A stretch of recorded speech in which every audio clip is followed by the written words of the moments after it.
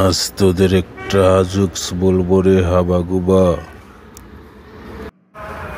জোকের কথা বলবেন না স্যার। ছোটবেলায় একবার মামা বাড়ি কচুরিপানা ঢাকা পুকুরে গোসল করতে নামছিলাম। আমার এর মধ্যে জোকে কামড় দিছিল। সে কি ভয়ানক জোক! সে কথা মনে পড়লে এখনো আমার বুক ধরপড় ধরপড় করে ওঠে। আরে এই জোক সেই জোক না রে, এই জোক হচ্ছে হাসির জোকস। তার মানে আমাদের হাসি আপা, যিনি আপনাদের চা আর দুপুরের খাবার রান্না করে দেন, তাকে নিয়ে কিছু বলবেন স্যার?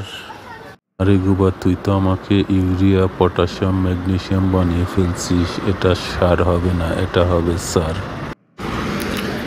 আবার তুইও তো দেখি গোবার মতো একই পথে হাঁটছিস। তোদের নিয়ে আর পারি না রে, তোদের কোনো জোকসই বলবো না।